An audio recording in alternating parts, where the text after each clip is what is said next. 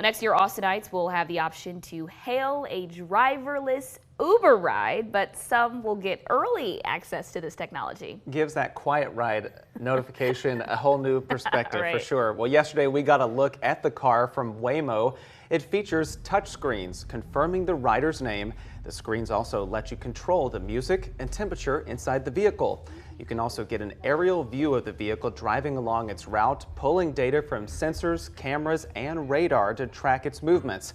Waymo will select several people from its wait list to ride for free later this fall before rolling out the service next year. Or to give them an opportunity to experience the product, to take some rides for free, to really, cross around 37 square miles of the city, really to experience the technology, really engage with it, understand it, share their learnings with those around them, and really help to build some trust, I think, in the Waymo driver and its capability. Waymo and Uber are also launching driverless rideshare services in Atlanta starting next year too. Okay, I have so many questions. So joining us now is digital reporter Kelsey Thompson. You're basically our go-to transportation girl here at KXAN. Thanks for joining us. Of course.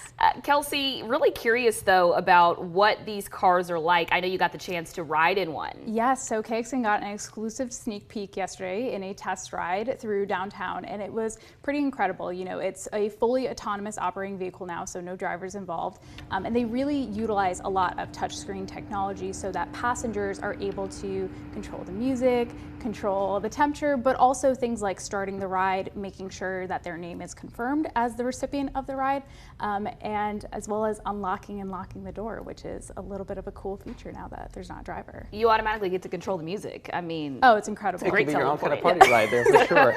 Well, these vehicles often carry some safety concerns. I know state lawmakers have been talking about that, especially during the interim before next year's session, but the companies behind these cars have often said that, these help improve accessibility for people.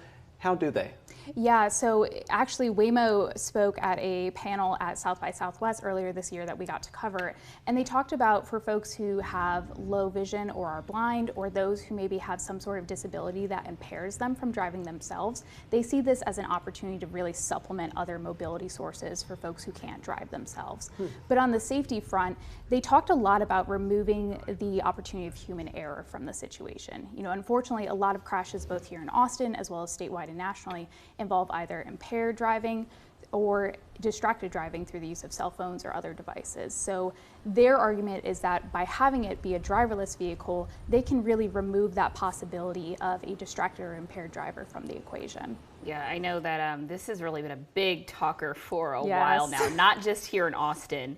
Obviously, requesting rides here in Austin and Atlanta will become a thing next year, but there are cities that are already doing this. What cities are doing this? Yeah, so Waymo currently is fully operational in the Phoenix metro area, as well as Los Angeles and the San Francisco Bay Area.